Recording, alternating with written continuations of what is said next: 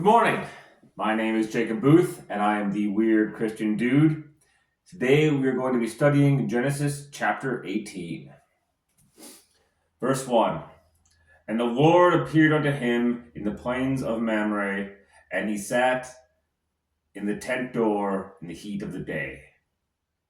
So Abraham is having a siesta, which I don't blame him.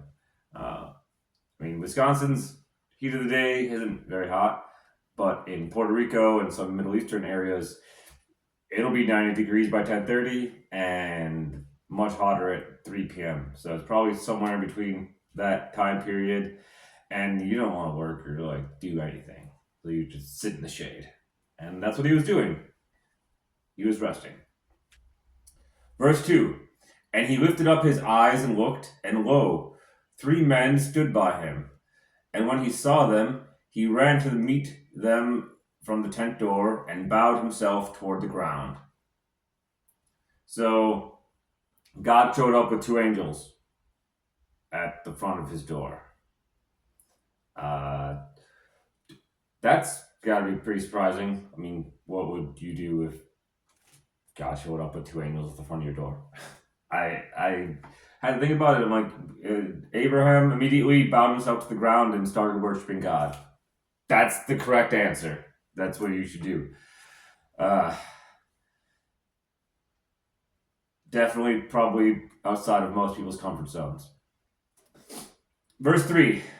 And he said, My Lord, if now I have found favor in thy sight, pass not away, I pray thee, from thy servant. Let a little water, I pray you, be fetched, and wash your feet, and rest yourselves under the tree. And I will fetch a morsel of bread, and comfort you your hearts, that ye shall pass on. After that ye shall pass on. And therefore ye are come to your servant. And they said, So do, as thou hast said. So Abraham decided he's going to have a picnic with God. And that sounds actually kind of like pretty fun and casual. I've always sort of received the perception, I don't know if that's correct English, other people have a very formal view of God, kind of like they have any person in authority, like a president or a king, very formal and structured and got to do a bunch of things you understand. Abraham has a picnic, so that's a much more casual relationship, and they wash their feet. So I doesn't say Abraham washes their feet, but they wash their feet because they're dirty. The ground is dirty. Our society is pretty cleanly. There's not a whole lot of sand and dirt flying around, but they also only had sandals, so it's sort of a symbolic thing too, because in John chapter 13, verse 1 through 17, Jesus washes the feet of his disciples as a show of humility and a bunch of other things that are symbolic. So, verse 6, and Abraham hastened into the tent unto Sarah and said, Make ready quickly 3 measures of fine meal, knead it, and make cakes upon the hearth. And Abraham ran unto the herd, and fetched a calf, tender and good, and gave it unto a young man, and he hastened to dress it. And he took butter and milk, and the calf which he had dressed, and set it before them. And he stood by them under the tree, and they did eat. So he made a very fast meal in that time. I mean, we have McDonald's fast food, so you can get food in 3 minutes or something, microwave stuff. But he did what's considered fast then. So had unleavened bread and lamb. And that reminds me of Passover, because that's primarily what they serve. That hasn't happened yet. That's in the future in Exodus, but that's what Abraham served. And I think God must have really liked it if that's what he wanted later and forever. It's like his one meal a year that he wants everyone to make is unleavened bread and lamb, made with haste. So I'm not sure how direct that correlation is, but it just makes me giggle. God's having a picnic of Passover before Passover happened. It's cool. So, verse 9. And they said unto him, Where is Sarah thy wife? And he said, Behold, in the tent. And he said, I will certainly return unto thee according to the time of life. And lo, Sarah thy wife shall have a son. And Sarah heard it in the tent door, which was behind him. And Abraham and Sarah were old and well stricken in years. And it ceased to be with Sarah after the manner of women. Therefore Sarah laughed within herself, saying, After I am waxed old, shall I have pleasure, my Lord being old also? So the situation is sort of restated again. I think the fourth time that God has to remake his promise. The original one was in Genesis chapter 12. And it emphasizes their extreme age at this point. Triple emphasizes, because they're very old, stricken in years, and Sarah was beyond the manner of women. So there is extremely impossible for them to have children. And Sarah's sort of internal hopelessness comes out, kind of like it did in Genesis chapter 16, when she got a second wife for Abraham. And at this point, the original promise in Genesis chapter 12 was 34 years ago. So God promised them that Abraham to have an heir with Sarah, and then 34 years pass. So I can relate a little bit to how that works, being 42 and not married with no children. And it can get kind of depressing, because how likely is that to happen? And from a worldly standpoint, Sarah had no hope whatsoever. However, God understands that and would come back and re-promise that it is still going to happen. 34 years is a long time to wait. But he does it again. And verse 13, And the Lord said unto Abraham, Wherefore did Sarah laugh, saying, Shall I surely bear a child, which am old? Is anything too hard for the Lord? At the time appointed, I will return unto thee according to the time of life, and Sarah will have a son. Then Sarah denied, saying, I laughed not, for she was afraid. And he said, Nay, but thou didst laugh. So God calls out Sarah, because he can do that. He knows what people are doing and thinking and feeling. And reassures her more specifically that within the next year, she's going to have a child. So, verse 16. And the men rose up from thence and looked toward Sodom, and Abraham went with them to bring them on the way. And the Lord said, Shall I hide from Abraham the thing which I do, seeing that Abraham shall surely become a great and mighty nation, and all the nations of the earth shall be blessed in him? For I know him, that he will command his children and his household after him, and they shall keep the way of the Lord, to do justice and judgment, that the Lord may bring upon Abraham that which he hath spoken of him.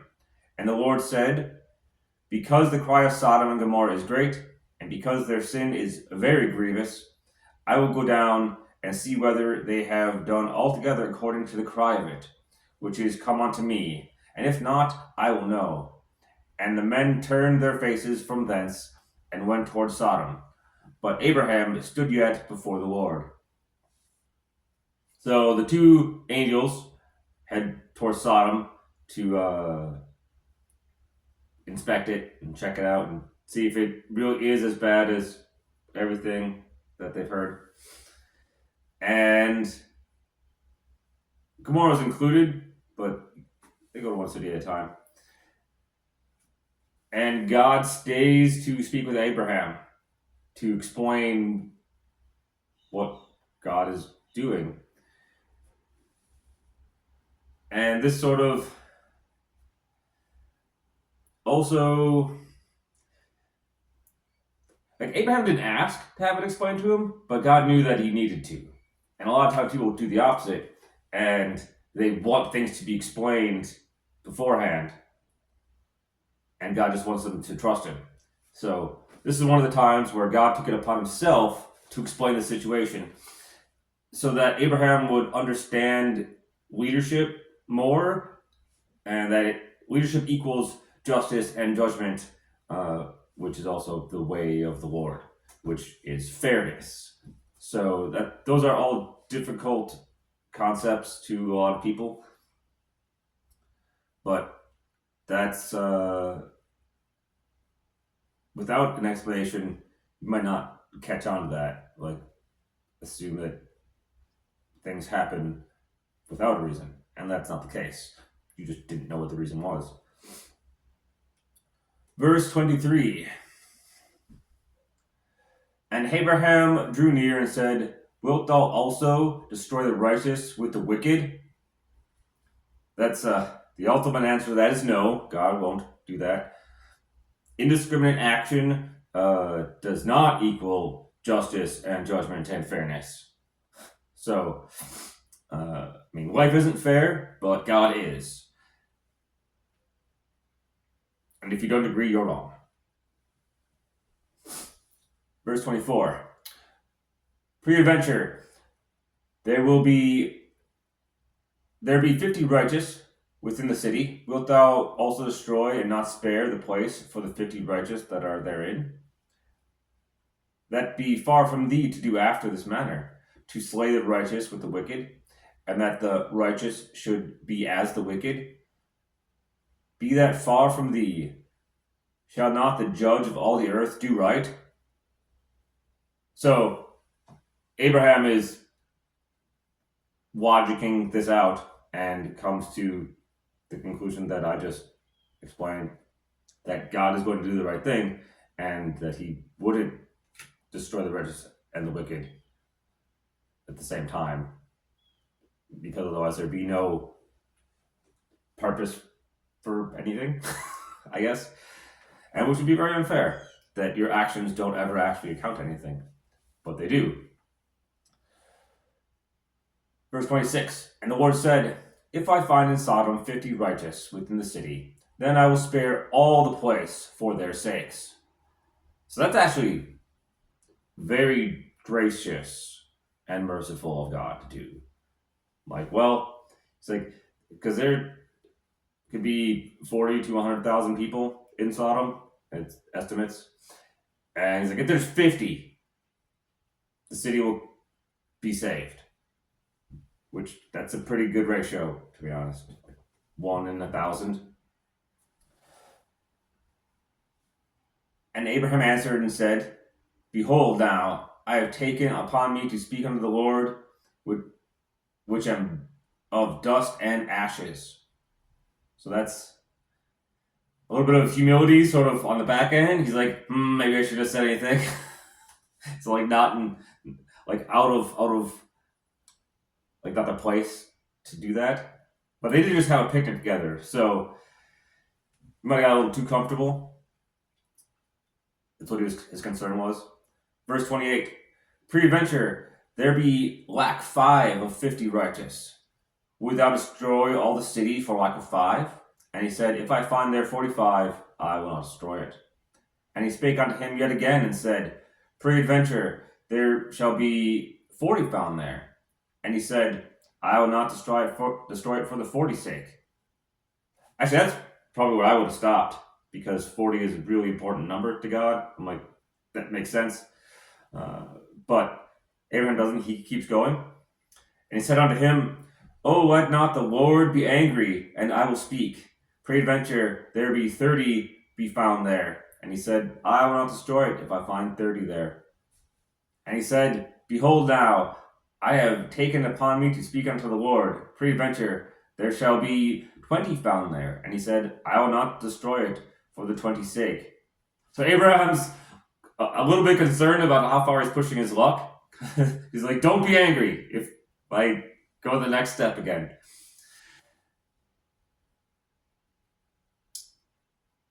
Verse 32, and he said, oh, let not the Lord be angry. Oh, that's what I was reading. And I will speak yet but this once. Peradventure, 10 shall be found there. And he said, I will not destroy it for the 10's sake. And the Lord went his way as soon as he had left communing with Abraham, and Abraham returned onto this place. So that's as far as Abraham wanted to push it. He's like, let me speak once more. And God let him. And then God leaves. He doesn't give him a chance to speak one more time. They have a conversation. God leaves. No more negotiation. He's out. God has important things to do. And basically, the entire chapter 18 is God showing up and having a meaningful conversation with Abraham. God only does meaningful conversations. He doesn't do trivial stuff. It's things that are important. So he lowered himself into speaking to a person at all directly and in a very casual manner about things that are way above our pay grade, to be honest. Like the destruction of two cities, and Abraham is talking about them. But that's the thing that God does sometimes. It's definitely out of the realm of what people will do, because you're not going to have the president come and talking to me about what's going on in Ukraine or Israel. That's just silly. Well, this is even more silly than that. But thank you for watching. Have a wonderful evening, and you're always welcome to come and talk to me.